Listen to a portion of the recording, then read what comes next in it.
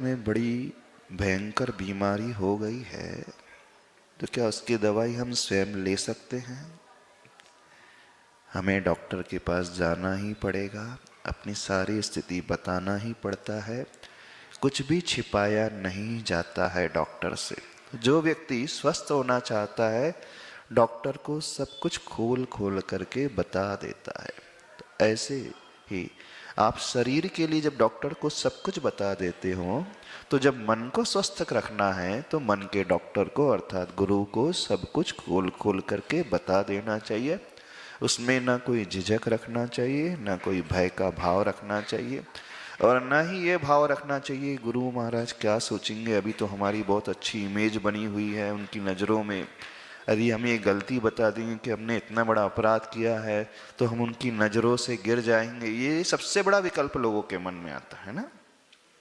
तो आप थोड़ा सा समझने की कोशिश करें, गुरु बड़े करुणावान होते हैं।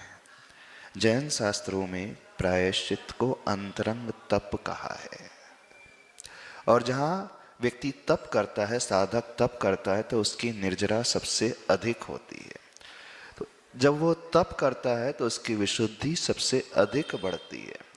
तो यदि हम अपनी गलती गुरु के सामने निवेदित कर रहे हैं, कह रहे हैं, तो और प्रायश्चित का निवेदन कर रहे हैं, तो हम तप कर रहे हैं, तो तप में तो हम बहुत ऊपर उठ रहे हैं, हम नीचे कहाँ गिरेंगे।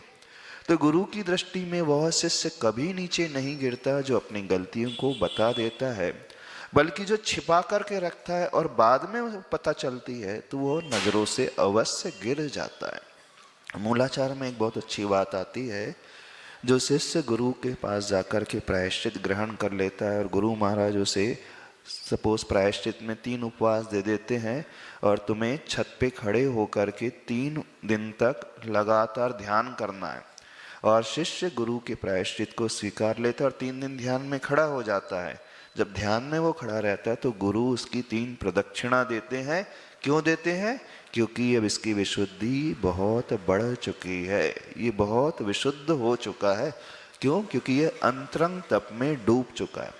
तो प्रायश्चित लेने वाला शिष्य अथवा भक्त कभी गुरु की नज़रों से गिरता नहीं है, बल्कि वह नज़रों में और ऊपर उठ जाता है।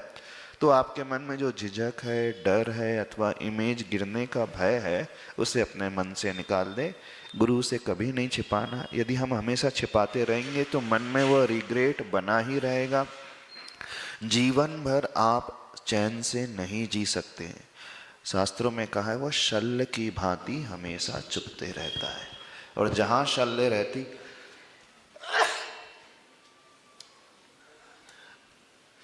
जहाँ शल्य होती है कभी संलिग्न समाधि और अच्छे परिणाम नहीं होते।